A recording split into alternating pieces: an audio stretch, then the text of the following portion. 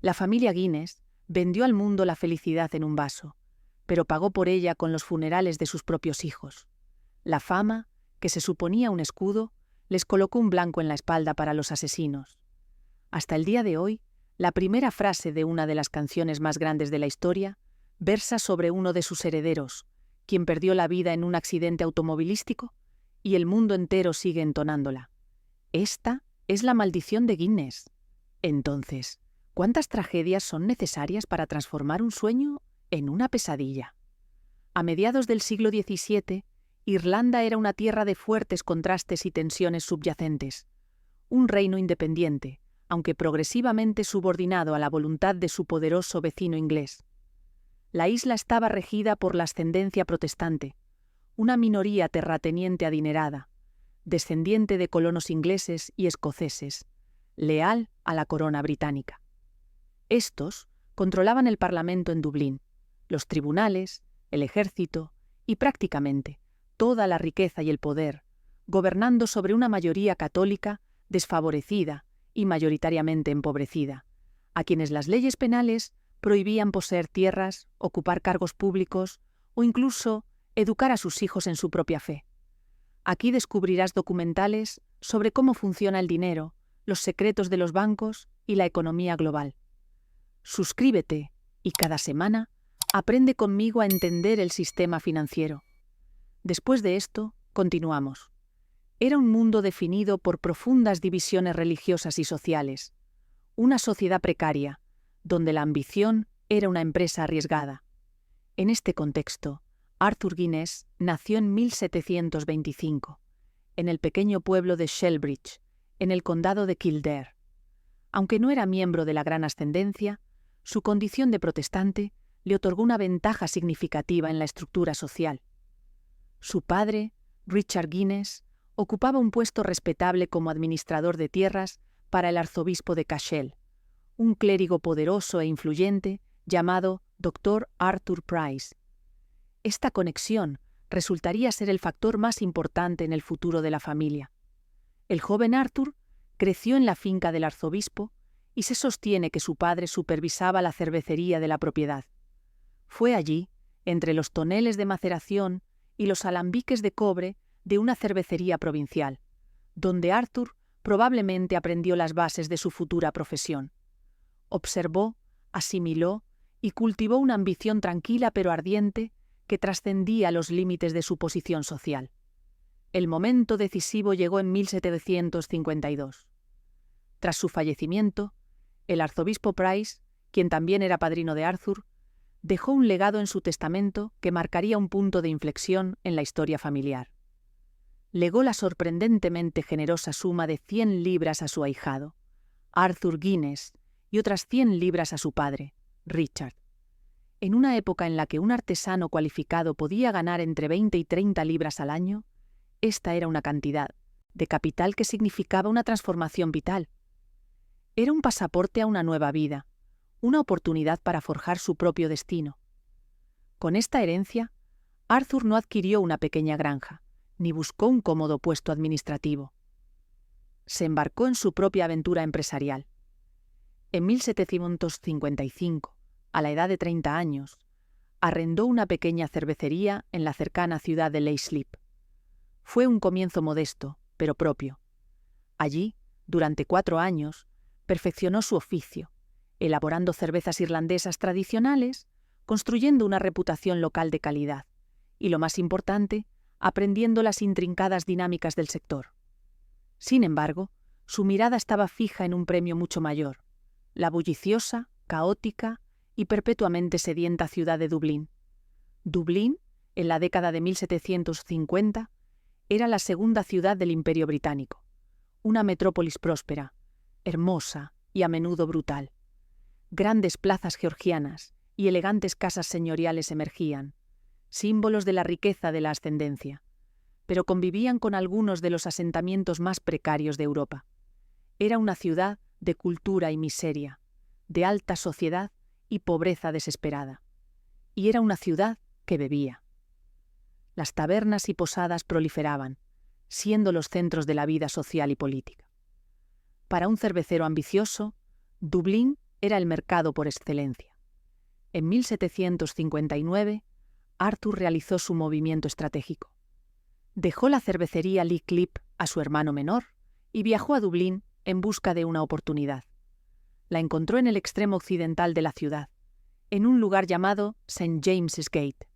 Allí se ubicaba una pequeña cervecería de 4 acres, que se encontraba en un estado de decadencia. Estaba deteriorada, mal equipada y había cesado sus operaciones. El suministro de agua de la ciudad era poco fiable y había sido una fuente de disputas constantes. La mayoría de los observadores habrían percibido un negocio fallido y una mala inversión. Arthur Guinness, sin embargo, vio los cimientos de un imperio.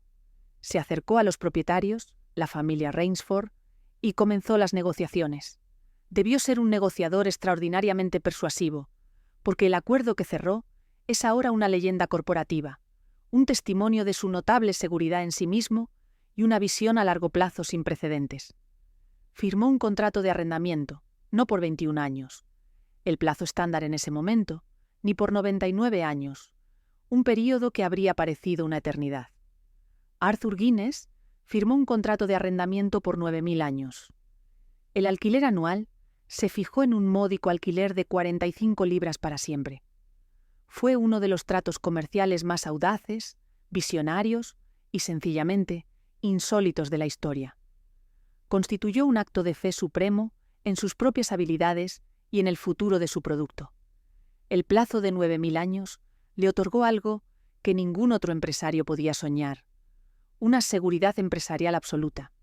Esto significaba que, por muy vasta o exitosa que se volviera su cervecería, ningún propietario podría subir el alquiler, renegociar los términos o amenazar con desahuciarlo. Era libre de invertir, construir y expandirse, con la convicción inquebrantable de que sus descendientes, durante 300 generaciones, cosecharían las recompensas. No solo estaba arrendando una propiedad, estaba reclamando un pedazo de Dublín para su familia para siempre. Una vez asegurada su cervecería, Arthur se enfrentó a su primer gran desafío: el agua. La Corporación de Dublín, que controlaba el suministro de agua de la ciudad, era reconocidamente problemática. A menudo cortaban el suministro a la cervecería o exigían tarifas exorbitantes. En un famoso incidente en 1775, la corporación envió a un sheriff con un grupo de hombres para apoderarse físicamente de su fuente de agua y rellenarla. Se dice que Arthur, de 50 años, un hombre de formidable carácter, se enfrentó personalmente al grupo, arrebatando un pico a un trabajador y declarando furiosamente que tendrían que quitarle la vida antes de quitarle el agua. Su ferocidad y determinación prevalecieron ese día y, finalmente, aseguró una concesión de agua permanente, resolviendo así el problema de forma definitiva. Inicialmente, Arthur elaboraba las cervezas comunes de la época, pero su verdadero genio residía en su capacidad para discernir una tendencia emergente y capitalizarla. Un nuevo tipo de cerveza se estaba volviendo extraordinariamente popular en Londres, una cerveza oscura, rica y fuertemente lupulada llamada porter. Se la denominó así porque era la bebida favorita de los porteadores de calles y ríos de la ciudad, quienes valoraban sus cualidades robustas y nutritivas. La tendencia pronto se extendió a Dublín, y varios cerveceros locales comenzaron a producir sus propias versiones. Arthur observó, probó y calculó. Vio que este era el futuro. En una decisión audaz y arriesgada, resolvió dejar de elaborar cervezas tradicionales por completo.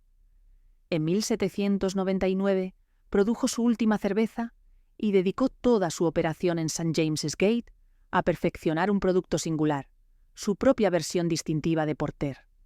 Desarrolló una receta que diferenciaba su cerveza. La innovación clave fue el uso de cebada tostada, que se malteaba a alta temperatura.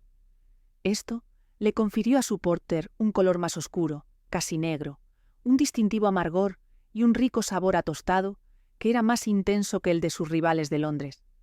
También producía la espesa, cremosa y notablemente estable capa de espuma que un día se convertiría en la firma visual más icónica de la cerveza. Esto ya no era solo una copia irlandesa de una moda londinense, sino un producto de calidad superior, Los dublineses estuvieron de acuerdo. La demanda de la Porter de Guinness, o simplemente la sustancia negra, se incrementó drásticamente. Arthur había encontrado su nicho. No era solo un maestro cervecero, sino un perspicaz hombre de negocios y una figura social y política comprometida. Era un convencido unionista, un ferviente partidario del Acta de Unión de 1801, que fusionó formalmente el Reino de Irlanda con Gran Bretaña. Era profundamente conservador en su política y un devoto protestante, defendiendo causas como la educación dominical. También era un prolífico padre de familia. Él y su esposa, Olivia Whitmore, tuvieron la notable cantidad de 21 hijos, un reflejo de las elevadas tasas de mortalidad de la época. Sin embargo, solo 10 de ellos sobrevivieron hasta la edad adulta. Dirigía a su familia con la misma determinación que su negocio, inculcando en sus hijos un arraigado sentido de la ética protestante del trabajo, el deber cívico y la ambición dinástica. Cuando finalmente falleció en 1803, a la edad de 78 años, era una figura muy respetada en Dublín. Había comenzado con una herencia de 100 libras y había construido uno de los negocios más exitosos de Irlanda, dejando una fortuna de 25.000 libras y una cervecería destinada a la grandeza. Él había puesto la primera piedra. Sus hijos construirían la catedral. El siglo XIX fue la era en que Guinness se transformó de un exitoso negocio dublinés en un gigante industrial global. El legado de liderazgo pasó al hijo de Arthur, Arthur Guinness II, un hombre más cauto y metódico que su padre, quien dirigió la compañía durante los turbulentos periodos de las guerras napoleónicas. Irónicamente, las guerras resultaron ser una considerable ventaja para la cervecería. El bloqueo naval británico interrumpió el suministro de porter de Londres a Irlanda, otorgando de facto un monopolio a Guinness en el mercado irlandés. Arthur II capitalizó esto, expandiendo la producción y refinando el proceso de elaboración. Introdujo métodos científicos, empleando hidrómetros y termómetros para garantizar una calidad constante, un enfoque revolucionario en ese momento. También comenzó a desarrollar seriamente el mercado de exportación, enviando su Stout, una versión más fuerte de porter, a Inglaterra y más allá. Para cuando entregó el control a la siguiente generación, había decuplicado el negocio. Pero fue la tercera generación, en la persona del hijo de Arthur II, Benjamin Lee Guinness, quien elevaría a la familia de ricos comerciantes a la aristocracia industrial. Nacido en 1798, Benjamin Lee fue un hombre de extraordinaria energía y una visión audaz, un verdadero titán de la era victoriana. Heredó el control único de la cervecería en 1855 y lideró su período de expansión más explosiva. Abrazó plenamente el poder de la revolución industrial, invirtiendo grandes sumas en la última tecnología. Construyó su propia red ferroviaria dentro de la cervecería para mover barriles y materias primas, y utilizó la potencia de las máquinas de vapor para impulsar una expansión masiva de la planta. Bajo Benjamin Lee Guinness, St. James's Gate se expandió a más de 60 acres, convirtiéndose en una de las cervecerías más grandes del mundo y una maravilla de la industria victoriana. Era una ciudad dentro de una ciudad, con su propia tonelería, sus propios talleres de ingeniería, su propia brigada de bomberos y su propio servicio médico. Empleaba a miles de dublineses, convirtiendo a la familia Guinness en el mayor empleador privado de Irlanda. La riqueza de la familia alcanzó proporciones casi inconcebibles.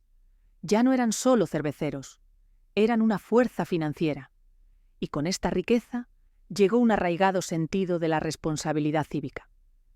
Benjamin Lee Guinness se convirtió en uno de los más grandes benefactores de Dublín. Fue miembro del Parlamento por la ciudad de Dublín de 1865 a 1868 y fue nombrado baronet en 1867 por sus contribuciones al bienestar público, posición que utilizó para promover mejoras en la infraestructura de la ciudad. Sin embargo, su acto de filantropía más famoso fue un gesto de magnitud monumental y un profundo simbolismo. Durante siglos, la Catedral de San Patricio, la histórica Catedral Nacional de Irlanda, se había estado deteriorando progresivamente. sus muros se desmoronaban, su techo goteaba y corría el peligro de un colapso total. La Iglesia de Irlanda, a la que pertenecía, era incapaz de sufragar las reparaciones necesarias. En 1860, Benjamin Lee Guinness intervino. Se ofreció a financiar personalmente toda la restauración de la catedral, un proyecto de inmensa complejidad y costo.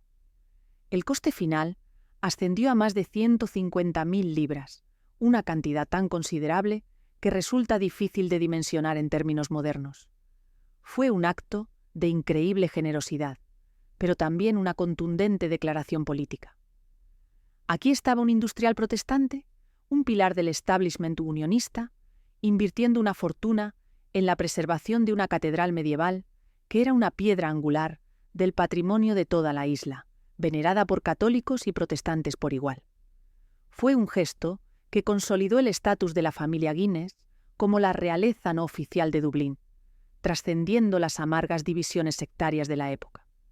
Los hijos de Benjamin, Arthur Edward, más tarde Lord Ardilone, y Edward Cecil, más tarde Lord Iveagh, continuaron el ascenso de la familia. Eran hábiles empresarios que supervisaron el continuo crecimiento de la compañía, pero también usaron sus vastos recursos para vivir a la escala de una grandeza aristocrática. Compraron vastas propiedades rurales, construyeron magníficas mansiones en Londres y las llenaron con colecciones de arte de valor incalculable, incluyendo obras de Rembrandt, Vermeer y Gainsborough. Se convirtieron en figuras importantes de la alta sociedad y la política británica, personificando la confianza y el poder de la última era victoriana. La determinación financiera más trascendental del siglo llegó en 1886. Edward Cecil Guinness, un visionario financiero, decidió sacar la compañía a bolsa.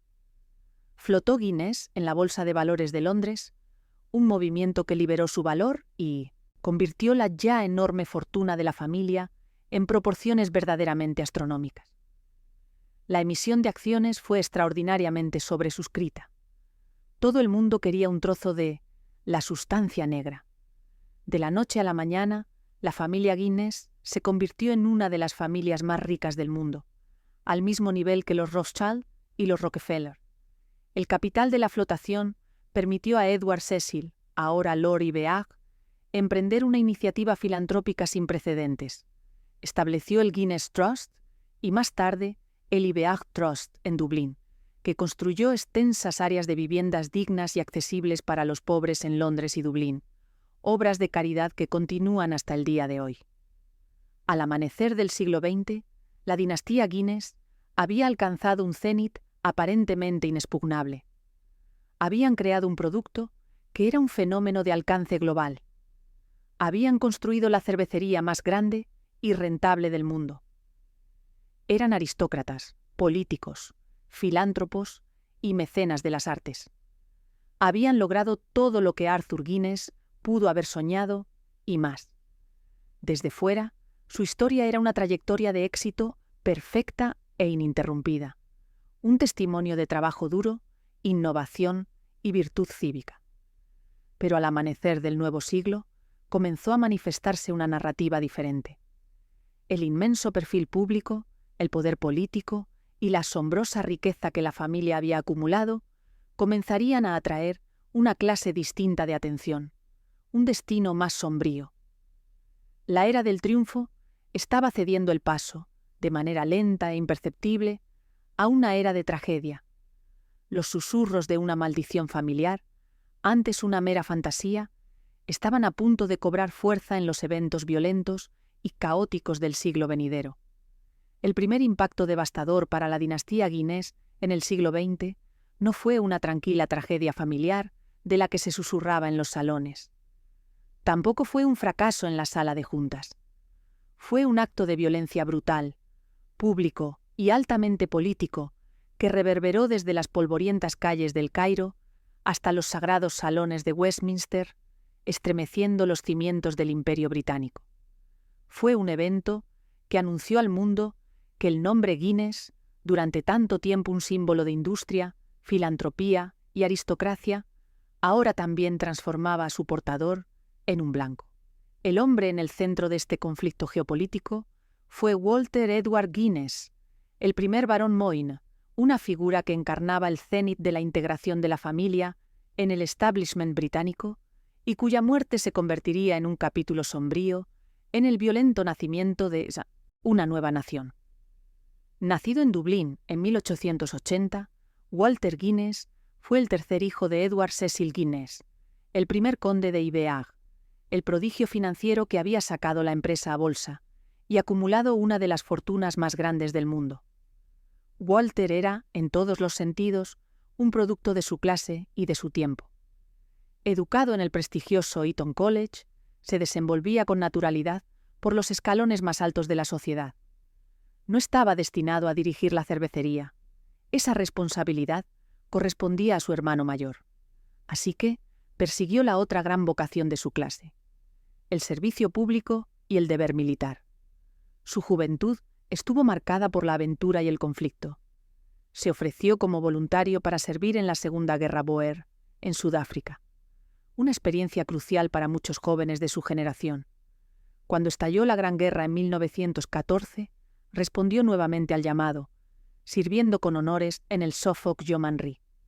Luchó en la fatídica campaña de Gallipoli y más tarde en el frente occidental en Passchendaele, una de las batallas más horribles en la historia de la humanidad.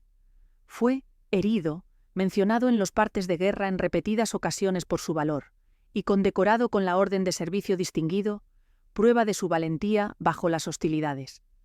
Después de la guerra, se embarcó en una larga y respetable carrera política como miembro conservador del Parlamento, representando la circunscripción de Bury St. Edmunds durante casi un cuarto de siglo. Fue un administrador capaz y diligente, ocupando varios puestos en el gabinete, incluyendo el de secretario financiero del Tesoro y, notablemente, ministro de Agricultura y Pesca. No era un agitador político, ni un orador de gran carisma, sino una figura de estabilidad, fiabilidad y arraigo profundo en el establishment. Un hombre que creía firmemente en las instituciones del imperio, la corona y el parlamento. En 1932, su servicio fue recompensado cuando fue elevado a la nobleza, tomando el título de barón Moyne de Bury St. Edmunds y pasando a la Cámara de los Lores. Más allá de la política, Moyne fue un hombre de intereses variados. Fue un apasionado naturalista y antropólogo, realizando ambiciosas expediciones científicas alrededor del mundo en su yate privado, el Rusalka, recolectando especímenes zoológicos y artefactos etnográficos desde Nueva Guinea hasta Groenlandia. Era, según todos los informes, un hombre de extraordinario privilegio y notables logros, muy lejos de los resentimientos subyacentes y las ideologías fanáticas que se estaban configurando como una amenaza letal en Oriente Medio. Para comprender lo que le sucedió a Lord Moyne y por qué, primero es necesario comprender el polvorín político que era la Palestina mandataria en la década de 1940. Tras el colapso del Imperio Otomano, en la Primera Guerra Mundial, Gran Bretaña recibió un mandato de la Liga de Naciones para gobernar el territorio. Esta fue una misión casi insuperable desde el principio. La Declaración Balfour de 1917, una breve pero trascendental misiva del ministro de Asuntos Exteriores británico, había prometido el apoyo británico para el establecimiento de un hogar nacional para el pueblo judío en Palestina. Sin embargo, también contenía una salvedad crucial y paradójica: que nada se haría que pudiera perjudicar los derechos civiles y religiosos de las comunidades no judías existentes en Palestina. Estas dos promesas, una a los sionistas y otra a los árabes, eran intrínsecamente irreconciliables. A medida que la inmigración judía a Palestina se incrementó a lo largo de las décadas de 1920 y 1930, impulsada por un ferviente deseo de construir una nueva nación y escapar del creciente antisemitismo en Europa, las tensiones con la población árabe mayoritaria se incrementaron drásticamente, derivando con frecuencia en disturbios y violencia. A finales de la década de 1930, la situación había llegado a un punto de ebullición. El ascenso de la Alemania nazi y la aprobación de las leyes de Nuremberg habían provocado un éxodo apremiante de judíos de Europa. Eran un pueblo que se enfrentaba a la aniquilación y para muchos, Palestina era su única esperanza, su postrero refugio. Sin embargo, Gran Bretaña, enfrentada a una revuelta árabe a gran escala en Palestina de 1936 a 1939, y temiendo la pérdida del apoyo árabe y los suministros vitales de petróleo en vísperas de otra guerra mundial, tomó una trascendental decisión política. En mayo de 1939, el gobierno de Neville Chamberlain emitió un documento político conocido como el Libro Blanco. Fue un revés devastador para las aspiraciones sionistas. El Libro Blanco repudió de facto la idea de un Estado judío. En su lugar, contemplaba una Palestina independiente, gobernada de forma conjunta por árabes y judíos. Y lo que es más crítico, impuso restricciones severas a la inmigración judía, limitándola a un total de solo 75.000 personas durante los siguientes 5 años, con cualquier inmigración posterior sujeta al consentimiento árabe, que como todos sabían, no se obtendría. Para los judíos de Europa y la dirección sionista, el Libro Blanco de 1939 fue una condena a muerte. Justo en el momento en que su pueblo se enfrentaba al genocidio, los británicos estaban cerrando las puertas de su tierra prometida. Fue visto como un acto de traición inaceptable, un cálculo geopolítico cínico que sacrificaba vidas judías por intereses imperiales. Esta política volvió a una porción considerable de la población judía en Palestina, el Yishuf, contra las autoridades británicas, mientras que la mayoría de las organizaciones sionistas principales, lideradas por figuras como Chaim Weizmann y David Ben-Gurion, eligieron un camino de oposición política y la inmigración ilegal. Las facciones más radicales concluyeron que los británicos solo responderían a una cosa: la fuerza. Este clima de hostilidad propició la emergencia de diversos grupos militantes judíos clandestinos. El más grande fue el Irgun, que había lanzado una campaña de ataques contra objetivos árabes durante la revuelta. Pero el más radical, el más implacable y el más intransigente ideológicamente fue un pequeño grupo escindido conocido como Lehi, un acrónimo de Lojamei Herut Israel, luchadores por la libertad de Israel. Para los británicos eran conocidos por un nombre más siniestro, la Banda Stern, por su carismático, mesiánico y trágicamente condenado fundador, Abraham Stern. La ideología de Lehi era sencilla y brutal. Consideraban el mandato británico como una ocupación foránea y legítima. Consideraban a todo funcionario, soldado y policía británico en Palestina como un blanco legítimo. Creían que solo una campaña implacable de terrorismo individual, asesinatos, atentados y ataques armados podría expulsar a los británicos y allanar el sendero para un Estado judío. Eran fanáticos, patriotas o terroristas, según la perspectiva de cada uno, pero su compromiso con la violencia era inquebrantable. A principios de 1944, con el rumbo de la Segunda Guerra Mundial inclinándose a favor de los aliados, Lord Moyne fue nombrado ministro de Estado británico para Oriente Medio. Con sede en El Cairo, epicentro del poder británico en la región, era el funcionario británico de más alto rango en este escenario bélico vital.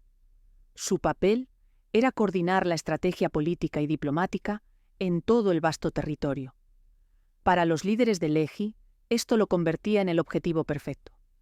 A sus ojos, Lord Moyne no era solo otro administrador colonial, era la encarnación palpable de la detestada política británica que estaba condenando a su pueblo a los campos de aniquilación de Europa. Lehi lo consideraba el funcionario británico que aplicaba el Libro Blanco de 1939 que restringía la inmigración judía. Aunque él no había sido el autor de la política, decidieron que debía morir. Su asesinato, creían, sería un impactante acto de simbolismo político, una advertencia a los británicos de que habría un precio por su traición, una declaración contundente que obligaría al mundo a prestar atención a su causa. La misión fue planeada con una precisión calculada. Los asesinos elegidos para la tarea fueron 2 jóvenes, cuyas mentes se moldearon en el crisol de la ideología extremista. Eliyahu Betsuri, tenía 22 años, un hombre reflexivo y culto que proporcionó la justificación intelectual de sus acciones. Eliyahu Hakim tenía solo 17 años, un joven imbuido de una cólera ardiente e indignada. Viajaron de Palestina a El Cairo, donde pasaron semanas analizando meticulosamente los movimientos de Lord Moyne, su rutina diaria, la ruta que tomaba su coche desde y hacia su residencia en el acomodado suburbio de Zamalek. La tarde del 6 de noviembre de 1944 era calurosa y con ambiente polvoriento. Lord Moyne había terminado su trabajo en su oficina y regresaba a su residencia. Su coche, un Humber estándar de emisión militar, se detuvo junto a la acera frente a su villa. Al detenerse, los dos jóvenes asesinos prepararon su emboscada. Habían estado esperando, disfrazados de lugareños, merodeando cerca de la entrada. Hakim corrió al lado del pasajero del coche y abrió la puerta. Se encaró con el ministro británico de 64 años. Sin dudarlo, disparó su revólver 3 veces a corta distancia. Simultáneamente, Beth Suri se movió a la parte delantera del coche y disparó al conductor, el cabo Arthur Fuller, un soldado de 35 años que también actuaba como guardaespaldas de Moyne. Fuller murió instantáneamente. Los dos asesinos, con su misión cumplida, montaron en sus bicicletas en un intento de huida entre el caótico tráfico del Cairo. Sin embargo, el ataque no pasó inadvertido. Un policía egipcio de tráfico cercano, El Amin Muhammad Abdullah, escuchó los disparos y vio a los dos hombres alejarse en bicicleta. Se apoderó de una motocicleta y los persiguió. Los acorraló en una calle adyacente y, a pesar de estar desarmado, los enfrentó valientemente. Fueron rápidamente dominados y arrestados. Lord Moyne, mientras tanto, sangraba copiosamente por heridas en el cuello, el abdomen y el pecho. Fue trasladado de urgencia a un hospital militar británico, donde los cirujanos lucharon por preservar su vida, pero sus heridas eran demasiado graves. Falleció en la mesa de operaciones esa misma noche. El asesinato provocó una oleada de indignación en todo el mundo aliado. En Londres, la noticia fue recibida con incredulidad y furia. El primer ministro, Winston Churchill, quien había sido amigo personal de Lord Moyne durante mucho tiempo, y un constante y poderoso partidario de la causa sionista, estaba consumido por la ira. Vio el asesinato como un acto atroz de ingratitud y un error político catastrófico. De pie ante una atónita Cámara de los Comunes, pronunció una de las condenas más severas de su carrera, declarando: «Este villano debe ser erradicado. Si nuestros sueños para el sionismo han de terminar en el humo de las pistolas de los asesinos, y nuestros esfuerzos por su futuro han de producir solo una nueva estirpe de gánsteres comparable a la Alemania nazi, entonces, muchos como yo, tendremos que reconsiderar la posición que hemos mantenido con tanta coherencia y durante tanto tiempo en el pasado». La amenaza era clara.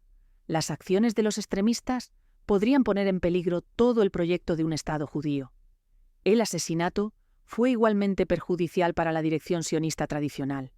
Figuras como Chaim Weizmann, presidente de la Organización Sionista Mundial, se mostraron horrorizadas.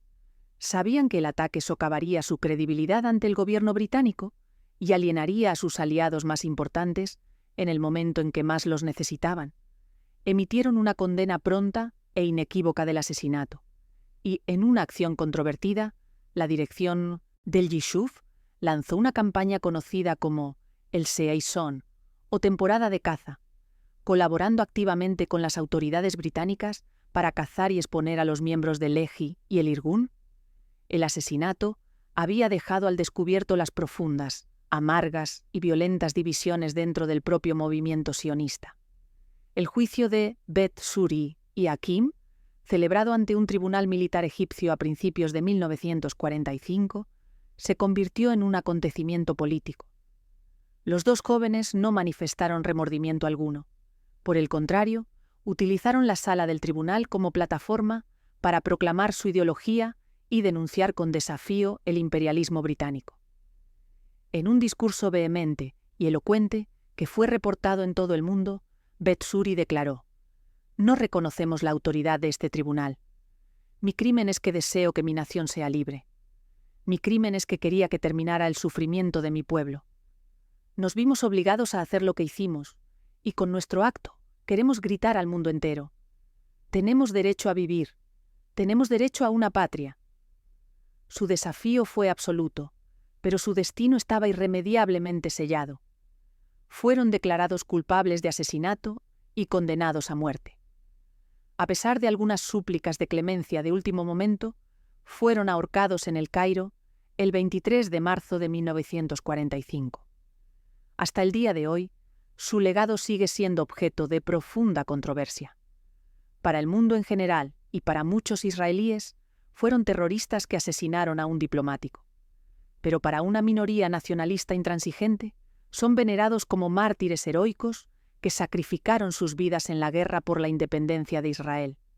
En 1975, sus cuerpos fueron devueltos a Israel, donde fueron enterrados nuevamente con honores militares completos en el Monte Herzl, el cementerio militar de la nación. Para la familia Guinness, el asesinato fue un impacto profundo y brutal. Fue un dolor privado que se había convertido en un acontecimiento público, una pérdida personal que ahora era un mero apéndice en la cruenta historia de Oriente Medio. Su nombre, una vez asociado principalmente con la cerveza, la filantropía y la sociedad, estaba ahora inextricablemente vinculado al terrorismo internacional y a las violentas convulsiones del Imperio Británico. La pérdida de Walter Guinness no fue solo un duelo, fue una aterradora corroboración de que su inmensa visibilidad pública los exponía a vulnerabilidades que nunca antes habían imaginado. La noción difusa que se murmuraba de una maldición familiar, una oscura superstición asociada a su vasta fortuna, de repente pareció tener una manifestación concreta y escalofriante. Era una maldición que podía extenderse por continentes, una maldición que podía abatirlos, no por accidente o enfermedad, sino por el cañón de la pistola de un asesino en una tierra extranjera. La era de la inocencia había terminado. Si el asesinato de Lord Moyne fue una tragedia de la política global y las últimas convulsiones del imperio, la siguiente gran desgracia que azotó a la dinastía Guinness, fue producto de una era nueva y radicalmente diferente. Fue una tragedia de juventud, celebridad, belleza y los excesos hedonistas desenfrenados de los vibrantes años 60. Este capítulo de la historia familiar no se desarrolla en los pasillos del poder, sino en los exclusivos salones de la contracultura londinense y dentro de los bellos y melancólicos terrenos de una impresionante finca irlandesa. Gira en torno a dos focos de atracción gravitacional. Un lugar, Lugalla, que se convirtió en un paraíso bohemio, y una persona, un joven, que por un breve y luminoso momento encarnó el espíritu de su tiempo. Su nombre era Tara Brown. Para entender a Tara, primero es necesario comprender el mundo que lo formó. Un mundo presidido por su madre, Unag Guinness. Unag, nacida en 1910, era la menor de las tres legendarias chicas de oro Guinness, las hijas de Ernest Guinness, junto con sus hermanas, Eileen y Maureen. Fue una belleza reconocida y una figura prominente de la sociedad londinense en los años 20. Las hermanas eran las It Girls de su época. Sus vidas, una vorágine de bailes de debutantes, bodas de la alta sociedad y fiestas glamurosas, todo ello reseñado con expectación en las columnas de chismorreo de revistas como Tatler y The Sketch. Unag era quizás la más encantadora de las tres, poseedora de un ingenio y un carisma que atraían a la gente hacia ella como un imán. En 1937, como regalo de bodas de su padre, Unag recibió Lugalla, una impresionante casa de campo, de estilo neogótico, enclavada en un recóndito valle glacial en las montañas de Wicklow, a 1 hora al sur de Dublín. La finca es un lugar de una belleza casi legendaria. La casa en sí, con sus torres almenadas y pequeñas fortificaciones, parece un castillo de cuento de hadas en miniatura. Se asienta al extremo de Lough Tay, un lago oscuro y sombrío, cuya orilla norte está bordeada por una playa de arena blanca de forma sorprendente y artificialmente importada por la familia. lo que le confiere el apodo local del lago Guinness. Rodeado de montañas escarpadas salpicadas de brezos, Lugaya se siente totalmente aislado del mundo moderno, un dominio secreto que operaba bajo sus propias normas y bajo la dirección de Unag. Eso es precisamente lo que se convirtió. Unag, quien finalmente se convirtió en Lady Oranmore y Brown a través de su tercer matrimonio, transformó Lugaya en un Edén bohemio, un refugio privado para una convergencia ecléctica y brillante de la élite artística e intelectual del mundo. A partir de la década de 1950, recibir una invitación a Lugaya era ser bienvenido al santuario de la Alta Bohemia. La lista de 1.900 invitados era un impresionante elenco de personalidades de la cultura del siglo XX. El gran poeta irlandés Seamus Heaney encontró inspiración en sus paisajes evocadores. En este canal, cada semana te esperan explicaciones claras y fascinantes sobre el dinero, desde cómo los bancos crean riqueza hasta cómo los gobiernos manipulan las finanzas. Aquí aprenderás a entender mejor la economía, despertarás tu curiosidad y cambiarás tu forma de ver el mundo financiero. Todo esto lo encontrarás aquí, solo tienes que suscribirte. Volvamos al tema. El escritor dublinés Brendan Behan, famoso por su propensión a la bebida, fue un invitado frecuente y a menudo caótico. El pintor Lucian Freud, una personalidad conocidamente intensa y demandante, fue un amigo cercano y visitante habitual, capturando la atmósfera melancólica de la finca en su obra. El actor John Hurt prácticamente se convirtió en parte de la familia. Más tarde, al amanecer de los años 60, una nueva generación de aristocracia cultural fue atraída a la órbita de Lugaya. Estrellas de rock como Mick Jagger y su novia Marianne Faithfull, que habían venido a escapar de las presiones de la fama. La vida en Lugaya era una actuación con Unag como su brillante anfitriona. Era un lugar de hospitalidad suntuosa e ininterrumpida, donde las convenciones normales de la sociedad se suspendían con ligereza. Los almuerzos se extendían hasta las cenas, que se prolongaban en tertulias nocturnas, alrededor de una chimenea encendida, alimentadas por brillantes conversaciones, ingenio agudo y abundantes cantidades de Guinness y champán. La creatividad, el debate intelectual y el júbilo desinhibido eran las órdenes del día. Lugaya era encantadora, un lugar de extraordinaria libertad artística y una belleza natural sobrecogedora. Pero a pesar de todo su glamour y vitalidad, una melancolía profunda e inquebrantable parecía permear la finca. Una sensación de tristeza que reflejaba los pesares de su anfitriona. La vida de Unag, a pesar de todo su brillo superficial, estuvo marcada por una profunda y recurrente aflicción. Sus matrimonios fueron turbulentos. Su segundo marido, de quien se había separado, murió en un sanatorio. Su tercer matrimonio con Lord Oranmore y Brown también terminaría en separación, pero las heridas más profundas fueron la pérdida de sus hijos. En la década de 1950, su querida hija Tessa, de 14 años, falleció súbita e inesperadamente de neumonía mientras estaba en la escuela. La pérdida fue un golpe del que Unag jamás se recuperaría por completo, un dolor que ensombreció el resto de su vida. La incesante y resplandeciente vida social en Lugaya a menudo parecía un intento hermoso, frenético y, en última instancia, desesperado de conjurar una profunda tristeza. Fue en este mundo extraordinario, un mundo de privilegio deslumbrante, genio artístico y dolor privado velado, donde nació su hijo, Tara Brown, en 1945. Tara Brown era hijo de Unag Guinness y su tercer marido, Dominic Brown, el cuarto barón Oranmore y Brown. Como heredero Guinness por parte de madre y miembro de la aristocracia anglo-irlandesa por parte de padre, Tara nació en los más elevados estratos de la sociedad. Estaba destinado a una vida de extraordinario privilegio, pero nunca se adaptaría al molde del aristócrata convencional. Era una criatura de su tiempo, un rostro de la nueva generación que estaba desafiando las normas de la Gran Bretaña de posguerra. Creciendo entre Lugaya y Londres, Tara era guapo, extraordinariamente carismático y poseía una energía creativa incansable.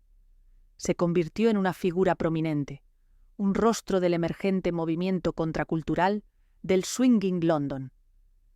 Esta fue una época de agitación social y cultural sin parangón.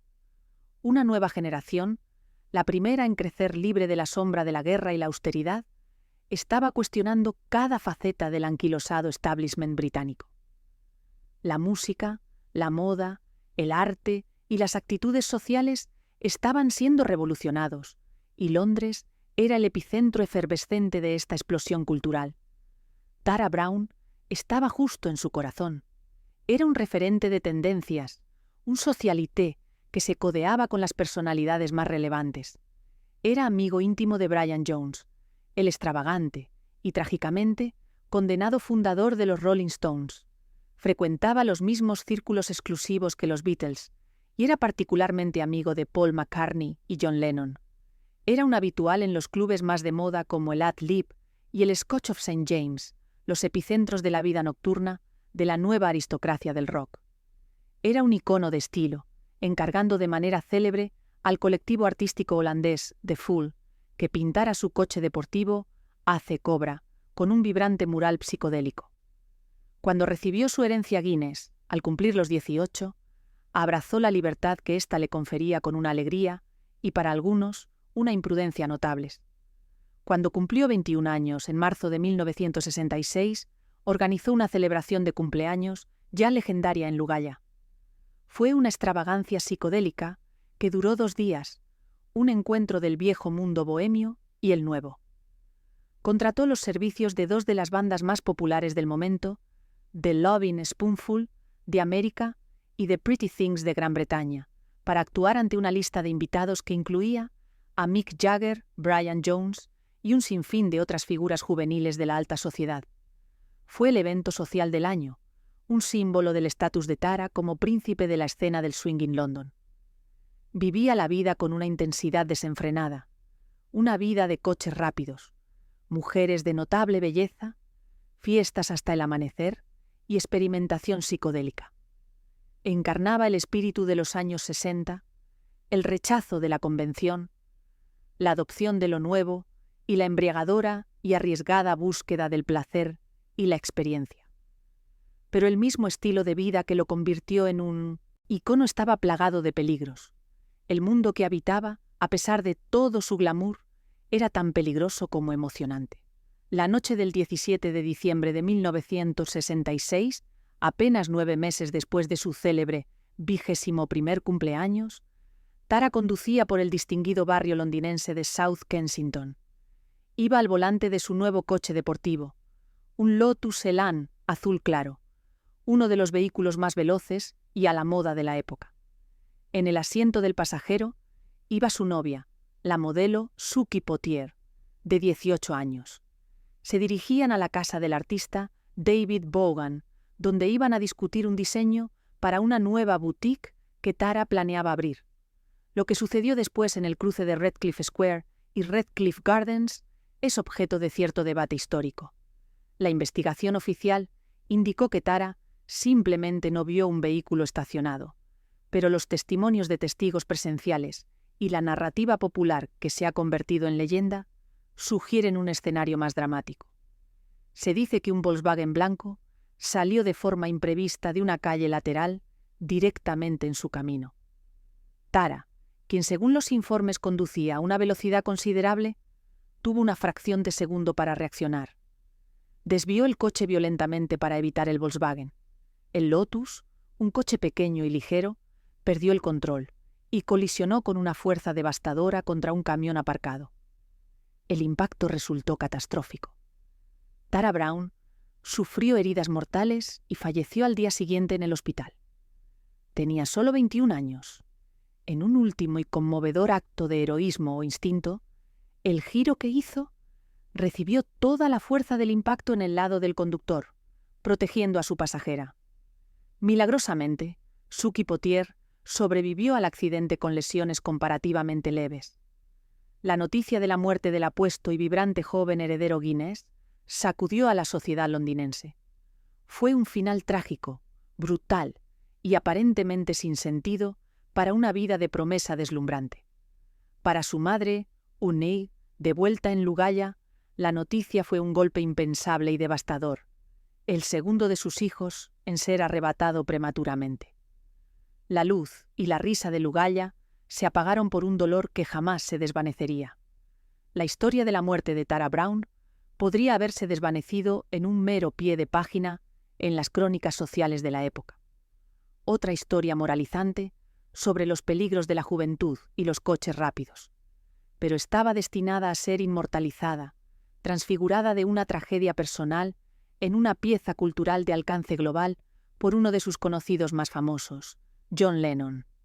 Pocas semanas después del accidente, a principios de 1967, Lennon estaba en su casa de Surrey, sentado al piano, leyendo distraídamente el periódico Daily Mail. Su atención fue atraída por dos historias completamente desconectadas en la página. Una era un escueto y objetivo informe que detallaba la investigación forense sobre la muerte de Tara Brown.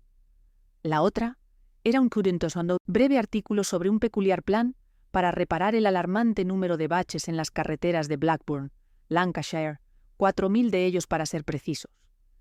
En un momento de genio asociativo surrealista, del que solo él era capaz, la mente de Lennon fusionó estos dos elementos noticiosos dispares: una tragedia de la alta sociedad y una pieza de trivia provincial, en la asombrosa estrofa inaugural de la que se convertiría en una de las canciones más celebradas y analizadas en la historia de la música popular.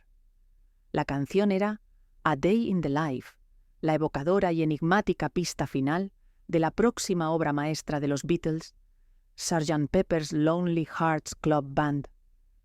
«Leí las noticias hoy, oh chico», cantó Lennon, con su voz imbuida de una melancolía extraña, cansada y etérea, sobre un hombre afortunado que lo logró. Y aunque la noticia era bastante triste, bueno, solo tuve que reír. Vi la fotografía. La letra capturaba perfectamente el impacto surrealista y distante de enterarse de una muerte violenta repentina a través del filtro impersonal de la información diaria. Las siguientes líneas hicieron la referencia explícita. Perdió la vida en un accidente automovilístico. No se dio cuenta de que las luces habían cambiado. Una multitud de gente se quedó mirando. Habían visto su cara antes. Nadie estaba realmente seguro si era de la Cámara de los Lores. El hombre afortunado que lo logró era Tara, el Guinness, cuyo padre era miembro de la Cámara de los Lores. Su trágica muerte, un momento de profunda y visceral tragedia para su familia y amigos, fue transformada por el arte de Lennon en algo completamente diferente. Un comentario universal sobre la vida moderna, sobre la alienación, sobre la forma en que consumimos y procesamos la tragedia como una pieza más de información en el incesante torrente mediático. A través de esta extraordinaria canción, Tara Brown alcanzó una peculiar y perdurable inmortalidad. Quedó para siempre vinculado al cénit cultural de los años 60, un símbolo de la llama hermosa, impetuosa y, en última instancia, trágica, de una generación que ardió el doble de brillante y la mitad de tiempo. Su muerte añadió otra capa, más mítica y culturalmente resonante, a la compleja y trágica historia de la familia Guinness, consolidando la idea de que para esta dinastía marcada por la desgracia, incluso sus tragedias personales estaban, de alguna manera, destinadas a manifestarse en el escenario global. La maldición, al parecer, ahora tenía su propia banda sonora. No todas las tragedias que azotaron a la familia Guinness fueron acontecimientos estridentes y explosivos que dominaron los titulares mundiales o fueron inmortalizados en la memoria colectiva. Algunas fueron silenciosas, insidiosas y profundamente personales, desarrollándose lejos del ojo público en los espacios solitarios del corazón humano. La historia de Lady Henrietta Guinness es una de esas tragedias. No es una historia de intriga política o hedonismo imprudente, sino de una larga, solitaria y valiente batalla contra el dolor físico y el peso abrumador de la aflicción mental. La suya es una historia que sirve como un recordatorio perturbador de que ninguna cantidad de riqueza, ningún grado de privilegio puede construir un baluarte contra los recovecos más sombríos de la mente humana. Henrietta, o Hedy, como la conocían sus amigos, Guinness nació en 1942 en una de las ramas menos conocidas de la dinastía. Su abuelo fue Walter Guinness, el primer barón Moyne, el estadista asesinado en El Cairo. Su padre fue Brian Guinness, el segundo barón, poeta, novelista y una de las figuras originales de los Bright Young Things de los años 20. Su madre fue Diana Mitford, una de las famosas e infames hermanas Mitford, una belleza celebrada que más tarde causó un escándalo de proporciones monumentales al dejar a Brian por el líder fascista británico, Sir Oswald Mosley. Tras el divorcio de sus padres, Brian se volvió a casar, y Henrietta y su hermano Jonathan crecieron en un mundo de lujo y una sofisticación cultural casi inimaginables, dividiendo su tiempo entre Biddesden House, una espléndida finca rural en Wiltshire, y una gran casa en Dublín. Al igual que las chicas doradas Guinness de la generación anterior, Henrietta era célebre por su belleza etérea, su inteligencia y su lugar en el centro mismo del resplandeciente círculo social que la prensa denominó el conjunto Guinness. Esta era la generación de herederos de la familia de posguerra, un grupo interconectado y glamuroso de jóvenes aristócratas y socialités que se movían entre las casas de Londres, los castillos irlandeses y las villas continentales. Desde el exterior, la vida de Henrietta parecía un idilio. Fue presentada en la corte como debutante. Era una asidua en las fiestas más exclusivas. Su fotografía aparecía en las páginas de Sociedad y parecía destinada a una vida de gracia natural, un matrimonio ventajoso y una existencia apacible. Pero un único acontecimiento catastrófico en su juventud destrozaría esa ilusión y cambiaría el rumbo de su vida de forma irreversible, poniéndola en un sendero largo y tortuoso que terminaría en las colinas de Umbría. En el verano de 1963, cuando tenía solo 21 años, Henrietta conducía por el sur de Francia con su amiga íntima, la princesa Teresa zu Sayn-Wittgenstein, Sayn, cerca de la ciudad de Aix-en-Provence.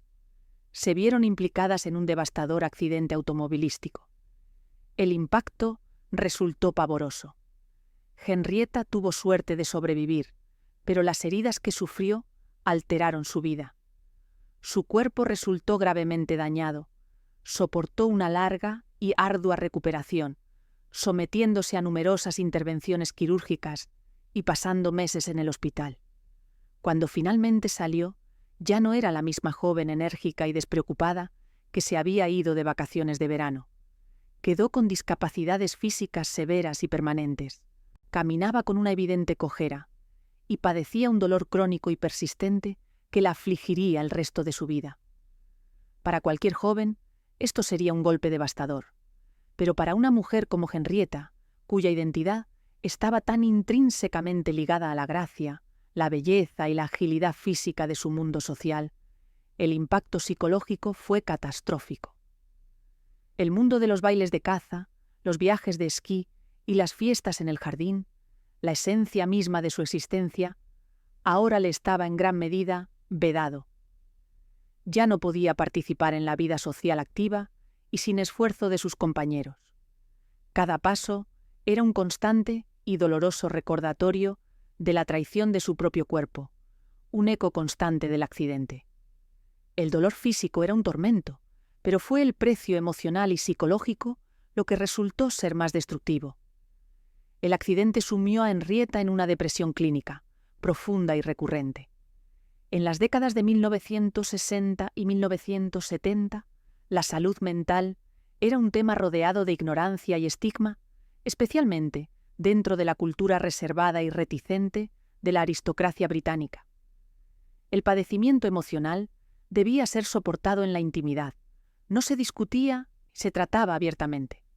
Henrietta probablemente sintió un profundo sentimiento de aislamiento, atrapada en un ciclo de dolor físico que exacerbaba su angustia mental y una angustia mental que amplificaba su dolor físico.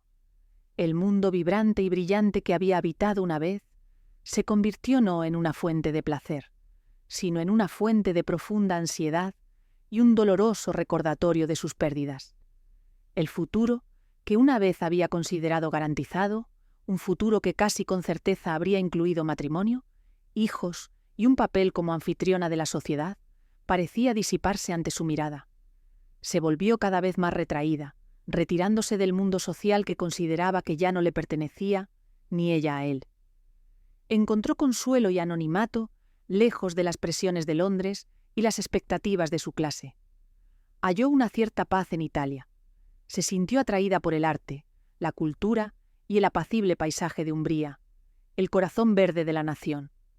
Compró una casa de campo, encontró un círculo de amigos expatriados y trató de construir una nueva vida más tranquila para sí misma.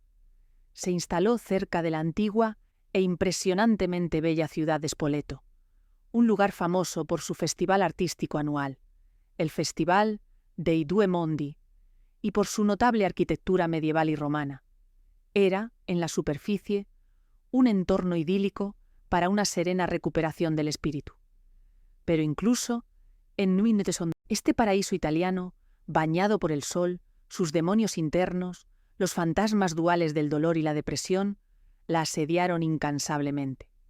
Spoleto está dominada por una imponente y formidable obra de ingeniería medieval, el Ponte delle Torri o Puente de las Torres, construido en el siglo XIV.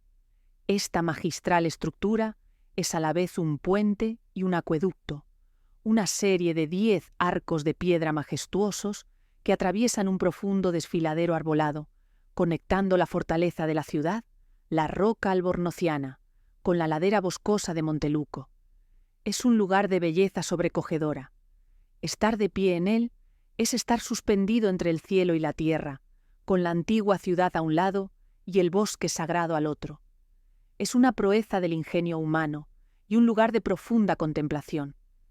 Pero su asombrosa altura, más de 80 metros o 260 pies desde el fondo del barranco, también le otorga un poder sombrío y sobrecogedor.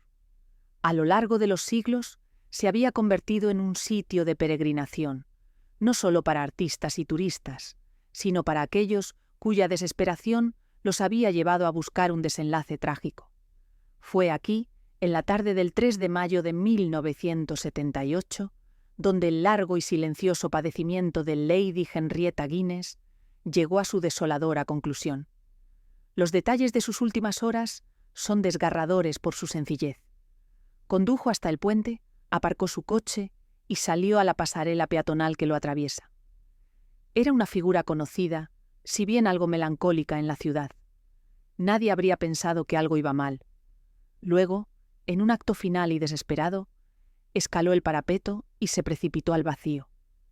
Tenía 36 años. Su muerte causó una oleada de conmoción y aflicción en su familia y en la pequeña comunidad de Spoleto. A diferencia de los dramas de dominio público, del asesinato de su abuelo o el espectacular accidente automovilístico de Tara Brown, el final de Henrietta fue un acto solitario de silenciosa desesperación. Fue una tragedia que no se desarrolló en el escenario mundial, sino en el abismo íntimo de una mente atormentada. Su suicidio puso de manifiesto una faceta diferente y más insidiosa de la llamada maldición Guinness. Esta no era una maldición de violencia externa o autodestrucción extravagante, sino de una fragilidad interna, posiblemente heredada. Hablaba de un potencial para una profunda melancolía, una vulnerabilidad a la desesperación que parecía propagarse por ciertas ramas del árbol genealógico, una oscuridad que ninguna cantidad de dinero, belleza o privilegio podría esperar iluminar. La historia de Henrietta es profundamente conmovedora y eminentemente humana. Su vida no estuvo definida por el escándalo o el exceso, sino por una batalla silenciosa, digna y, en última instancia, infructuosa contra fuerzas que no podía controlar. Su muerte no inspiró un himno de rock ni alteró el curso de la política de Oriente Medio, pero añadió otra capa de dolor genuino y profundo al complejo y trágico legado de la familia. Fue una tragedia que resonó no en los titulares de los periódicos, sino en los corazones de quienes la conocieron y comprendieron que las cargas más pesadas suelen ser aquellas que se soportan en silencio e invisibilidad. La caída del puente de las Torres fue literal, un acto físico brutal y final, pero simbolizó un descenso mucho más prolongado, lento y doloroso, un viaje a la oscuridad que había comenzado 15 años antes en una carretera bañada por el sol en el sur de Francia, con el chirrido de neumáticos y el estallido de cristales. Su historia es un testimonio silencioso, pero contundente, del hecho de que, incluso en una vida que parece agraciada con todos los dones, la capacidad de sufrimiento humano persiste inagotable. Durante más de 2 siglos, el nombre Guinness había sido sinónimo de algo más que una stout globalmente célebre. Representaba un modelo de capitalismo singular y poderoso, construido sobre la calidad, la integridad y una responsabilidad benevolente y de carácter paternalista hacia sus trabajadores y su comunidad. La empresa, incluso después de haber pasado del control familiar directo y haberse convertido en una corporación que cotizaba en bolsa, había mantenido una sólida reputación como una institución fiable, sólida y fundamentalmente ética. Pero en la cultura de la avaricia es buena de los años 80, esa reputación largamente mantenida y duramente ganada estaba a punto de ser manchada y deshonrada.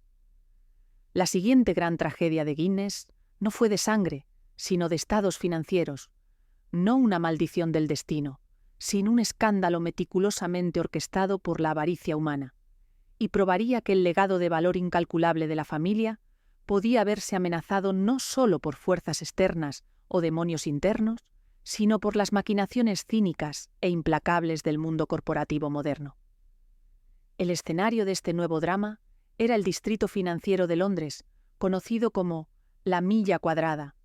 En octubre de 1986, el gobierno de la primera ministra Margaret Thatcher promulgó el Big Bang, una desregulación profunda de los mercados financieros que transformó las viejas tradiciones y dio paso a una nueva era de hipercompetitividad en las finanzas globales. Fue una época de grandes transacciones, adquisiciones hostiles y vastas fortunas, casi instantáneas, que se estaban haciendo. Fue en este entorno de alto riesgo donde Guinness plc, bajo el liderazgo de un director ejecutivo ferozmente ambicioso, se encontró librando la batalla corporativa de su existencia. El hombre al mando era Ernest Saunders. Saunders era la antítesis de la imagen convencional de Guinness. No era miembro de la aristocracia anglo-irlandesa, ni tampoco de la antigua red de contactos del establishment británico. Era un hombre de marketing astuto, agresivo y dotado de una confianza suprema en sí mismo, un forastero que había escalado a la cima. Fue nombrado CEO en 1981 y estaba decidido a sacar a la empresa Guinness, algo aletargada y tradicionalista, de su estado de complacencia y transformarla en un actor global moderno y dinámico. Vio que el futuro de la empresa no residía solo en la cerveza, sino en las bebidas espirituosas, y fijó su objetivo en el premio final.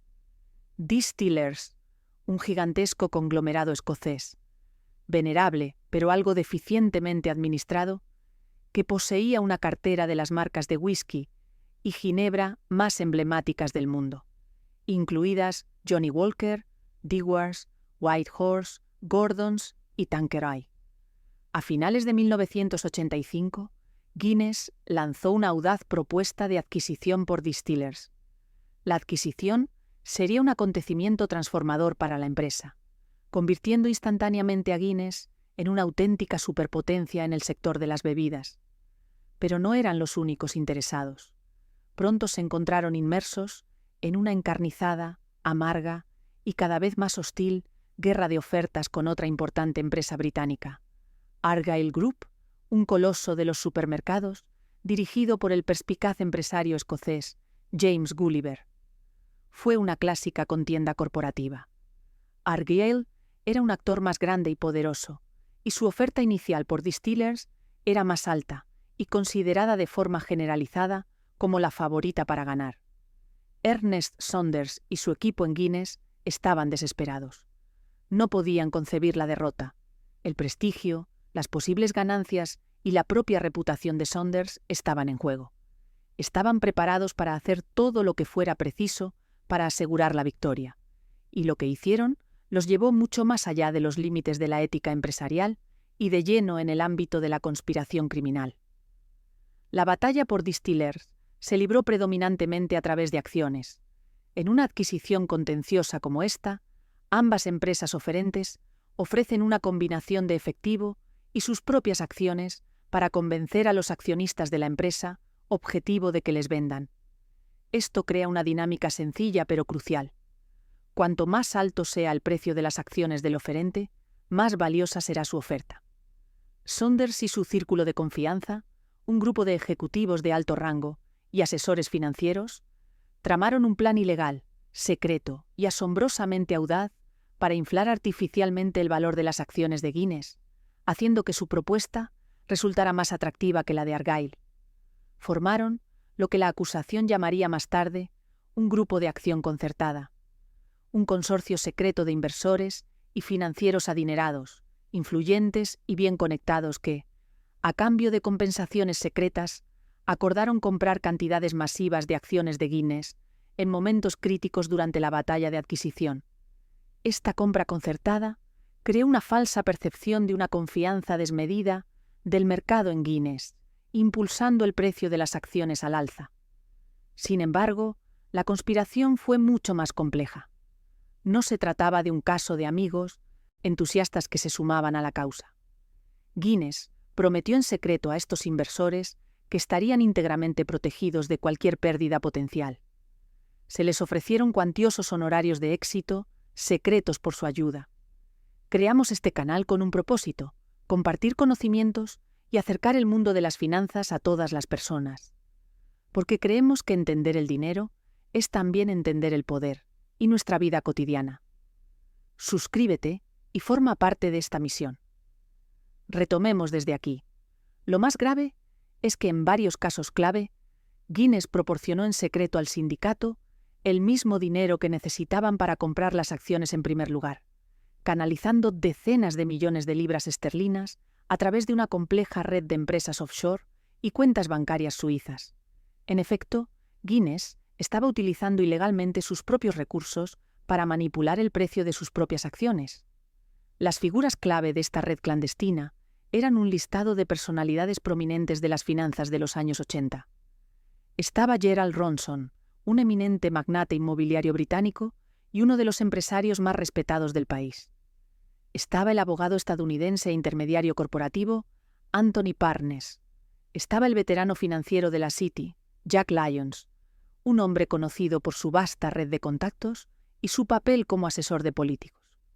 Y, lo más fatídico, estaba Ivan Boesky, el célebre arbitrajista estadounidense, el rey de los especuladores de Wall Street, un hombre que pronto se convertiría en el símbolo viviente de la avaricia y la corrupción de los 80. El plan ilegal resultó un éxito rotundo. La compra frenética orquestada empujó el precio de las acciones de Guinness a niveles sin precedentes, permitiendo a Saunders aumentar repetidamente el valor de su oferta por Distillers. La prensa financiera quedó asombrada por el aparente fervor del mercado por Guinness. Al final, Argyle se vio incapaz de competir. En abril de 1986, Guinness anunció con triunfo que había ganado la batalla de adquisición, adquiriendo Distillers por la impresionante suma de 2.600 millones de libras. Ernest Saunders fue alabado como un héroe corporativo, un estratega genial que había derrotado a un rival más grande. Era la comidilla de la ciudad, su rostro en la portada de las revistas de negocios. La victoria parecía total, pero la celebración estaba destinada a ser notablemente efímera. La intrincada red de artimañas estaba a punto de desmoronarse con una celeridad espectacular. La caída de la conspiración Guinness comenzó, irónicamente, con un escándalo completamente ajeno que se desarrollaba a 3.000 millas de distancia, al otro lado del Atlántico. En noviembre de 1986, el mundo financiero se conmocionó con la noticia de que Ivan Boesky había sido arrestado por un vasto esquema de uso de información privilegiada. Enfrentado a una sentencia de cadena perpetua, Boesky llegó a un acuerdo de colaboración con Pissington, la justicia con las autoridades estadounidenses. A cambio de una sentencia más leve, accedió a cooperar de manera integral, a llevar un micrófono oculto y a desvelar toda su red de transacciones corruptas. Y uno de los mayores secretos que poseía como moneda de cambio era la historia de su papel en la adquisición de Guinness. Reveló a los investigadores que había sido un miembro clave de la operación ilegal de sostenimiento de acciones y que Guinness le había prometido una comisión secreta por su éxito de aproximadamente 76 millones de libras esterlinas por sus servicios. La confesión de Boschi fue la prueba irrefutable. La información fue transmitida desde la Comisión de Valores y Bolsa de E.U. al Departamento de Comercio e Industria, DTI, de Gran Bretaña. El DTI lanzó inmediatamente una investigación secreta de alto nivel. En las primeras horas de la mañana del 1 de diciembre de 1986, los inspectores del DTI, utilizando poderes de inspección sin previo aviso otorgados en virtud de la Ley de Sociedades, intervinieron las oficinas de Guinness y sus asesores, incautando miles de documentos. La historia irrumpió en la prensa. Los detalles del plan ilegal de sostenimiento de acciones, los pagos secretos, las empresas offshore y la sorprendente magnitud del engaño conmocionaron tanto al mundo financiero como al público en general. La compañía que había construido su marca global sobre siglos de confianza y integridad estaba ahora en el centro del caso de fraude corporativo más extenso y complejo de la historia británica. Ernest Saunders fue despedido de inmediato por la Junta de Guinness. La investigación y los juicios posteriores se extendieron durante años, con un costo de decenas de millones de libras esterlinas. Ernest Saunders, Gerald Ronson, Anthony Parnes y Jack Lyons, los Guinness Four, fueron arrestados y procesados en el Old Bailey de Londres. Los procedimientos legales generaron gran expectación, una disección pública de la avaricia y la corrupción que habían florecido en la cultura del Big Bang de la ciudad. La defensa de Saunders tomó un giro inusual y controvertido cuando afirmó que sufría de demencia presenil, específicamente la enfermedad de Alzheimer, y que por lo tanto no era apto para ser juzgado. Apareció en el tribunal con una apariencia frágil y desorientada. El juez, sin embargo, determinó que estaba en condiciones suficientes para que el juicio continuara. En agosto de 1990, después de un juicio monumental, llegaron los veredictos. Saunders, Ronson y Parnes fueron declarados culpables de numerosos cargos, incluyendo conspiración, fraude y contabilidad fraudulenta. Jack Lyons fue condenado en un juicio separado. Las sentencias fueron vistas como una contundente declaración de que el delito de guante blanco ya no sería tolerado. Saunders fue condenado a 5 años de prisión, sentencia que posteriormente se redujo a 2 años y medio en apelación. Gerald Ronson recibió una sentencia de 1 año. Después de ser liberado de prisión tras cumplir tan solo 10 meses, Ernest Saunders se recuperó de forma sorprendente de su demencia, pasando a trabajar como consultor de negocios, una recuperación que sus críticos señalaron como evidencia de que su enfermedad había sido una artimaña cínica para eludir la justicia. El escándalo dejó una mancha profunda y duradera en el nombre de Guinness, aunque la propia familia Guinness no estuvo directamente involucrada en el fraude. Su control diario se había diluido mucho tiempo atrás. Fue su empresa, su herencia, su legado, lo que fue tan públicamente deshonrado. El asunto expuso una cultura de avaricia corporativa que estaba a años luz de los principios filantrópicos de Benjamin Lee y Edward Cecil Guinness. Propició significativas reformas en el gobierno corporativo y la legislación empresarial del Reino Unido, diseñadas específicamente para evitar la recurrencia de un escándalo de esta naturaleza. Para la dinastía Guinness, esta fue una nueva y humillante forma de tragedia.